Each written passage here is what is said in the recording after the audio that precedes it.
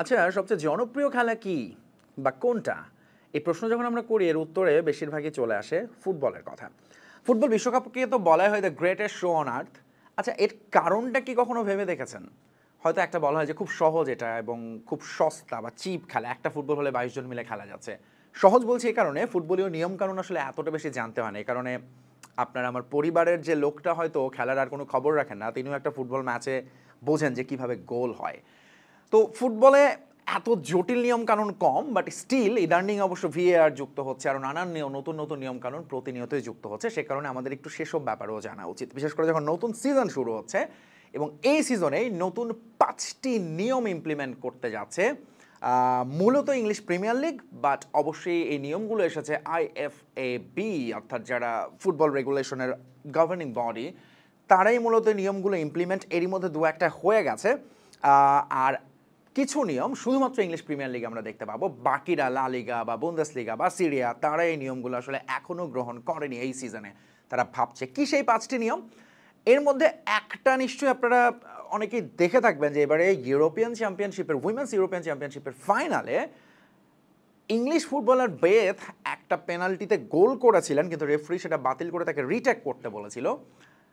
সেটা আরেকটা নিয়ম। বাট এর পাশাপাশি নিশ্চয়ই সে আলভারেজের সেই কথাও মনে আছে, জুলিয়ান আলভারেজ চ্যাম্পিয়ন্স লিগে এগেনস্ট রিয়াল মাদ্রিদ, তারও একটা সিমিলার কেস পেনাল্টি তিনি মিস করেছিলেন। এই দুটো ইনসিডেন্ট থেকে একটা নতুন নিয়ম যুক্ত হয়েছে, that is double touch penalty. আচ্ছা, সেটাতে যাওয়ার আগে আমার মনে হয় সবচেয়ে মানে যেটা একেবারেই গুরুত্বপূর্ণ নিয়ম যেটা আমার কাছে মনে হয়েছে এই ৫টার মধ্যে, সেটা দিয়ে শুরু করি। সেটা হচ্ছে 8 সেকেন্ডস রুল। 8 সেকেন্ডস রুলটা কি? এই রুলটা করা হয়েছে গোলরক্ষকদের জন্য। একটু মনে করিয়ে দিই, সবশেষ ফিফা ক্লাব ওয়ার্ল্ড কাপে আল হিলালের গোলরক্ষক ইয়াসিন বুনো, তিনি বলটা ধরেছিলেন এগেন্স্ট রিয়াল মাদ্রিদ এবং একটা পর্যায়ে রেফারি হঠাৎ করে তার কাছ থেকে বলটা নিয়ে কর্নার কিকের নির্দেশনা দিয়েছিলেন। সো 8 সেকেন্ড রুল হচ্ছে গোলকিপার যদি কোনো গোলকিপার তার বল নিজের পজিশনে 8 সেকেন্ডের বেশি ধরে রাখেন, তাহলে ইনস্ট্যান্ট সেটা কর্নার কিক পেয়ে যাবে তার অপোনেন্ট টিম। এবং এই নিয়মটা এরই মধ্যে ফিফা ক্লাব ওয়ার্ল্ড কাপে আমরা দেখেছি এবং এই সিজন থেকে ইংলিশ প্রিমিয়ার লিগে প্রবাবলি আমরা বেশ কয়েকবার দেখতে যাচ্ছি। আচ্ছা, গোলকিপারের নিয়ন্ত্রণে 8 সেকেন্ড সেটা কিভাবে ঠিক করবেন রেফারি? যখন ধরুন যে তিনি গোলকিপার বলটা নিয়ে বাউন্স করছে, অনেক সময় নষ্ট করার জন্য এটা করে, তার সামনে কোনো প্লেয়ার নেই অপোনেন্ট, কিন্তু তারপরে সে বলটা মানে ছাড়ছে না, হাতে নিয়ে আছে, দেখছে, সময় নিচ্ছে, রেফারি এক্ষেত্রে কী করবেন?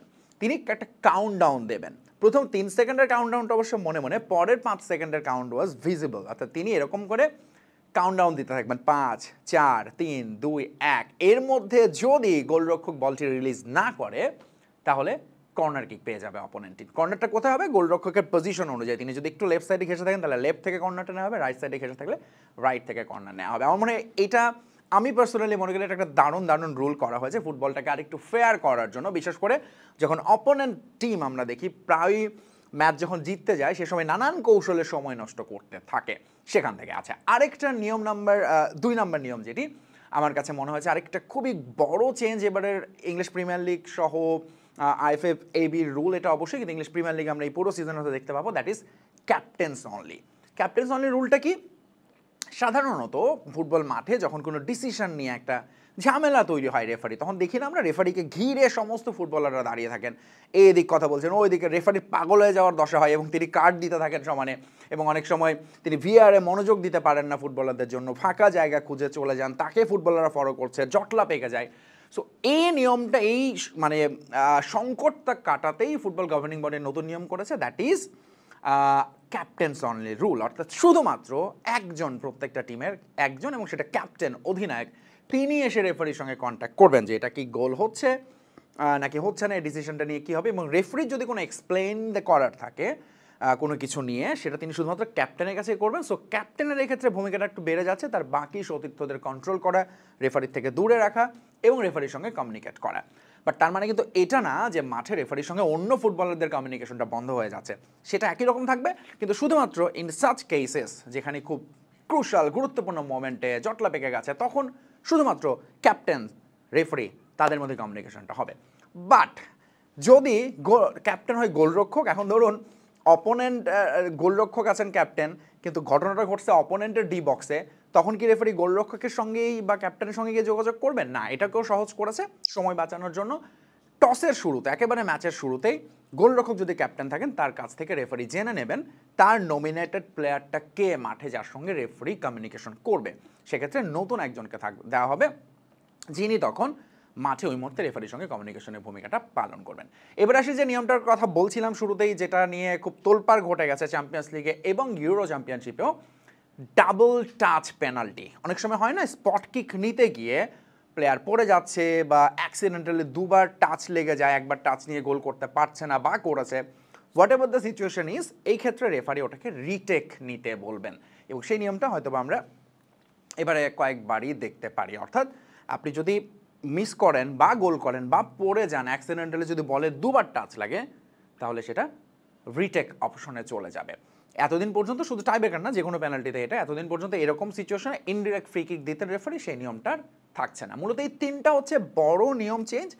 এর বাইরে দুটো ছোট খাটো পরিবর্তন এসেছে। একটা হচ্ছে ইন্টারভেনশন অফ দ্য প্লে, অর্থাৎ অনেক সময় আমরা দেখি সাইড লাইনে যারা দাঁড়িয়ে থাকেন, সেটা হতে পারে কোচ, সাপোর্টিং স্টাফ বা সাবস্টিটিউট প্লেয়ার বা যিনি নামবেন বা যিনি মাত্র মাঠ থেকে কার্ড পেয়ে বের হয়ে গেছেন, তারা অনেক সময় তাদের গায়ে বল লেগে যাচ্ছে, যে বলটা হয়তো মাঠে থাকতো অথবা বাইরে যেত, কিন্তু তার আগে যদি তাদের সঙ্গে টাচ হয়, সেটা ইন্টেনশনালি হোক আর আনইনটেনশনালি, দুটোর ক্ষেত্রে দুটো নিয়ম করেছে। আগে এক্ষেত্রে সাধারণত রেফারিরা খুব স্যাংশন দিতেন, কিন্তু এখন নিয়মটা হচ্ছে যদি সেটা আনইনটেনশনাল হয় তাহলে একটা ইনডিরেক্ট ফ্রি কিক হবে, কিন্তু যদি ইচ্ছে করে করেন তাহলে অবশ্যই সেটা লাল কার্ড পর্যন্ত, রেফারি আগের নিয়মটাই থাকছে সেটা দিয়ে দিতে পারেন।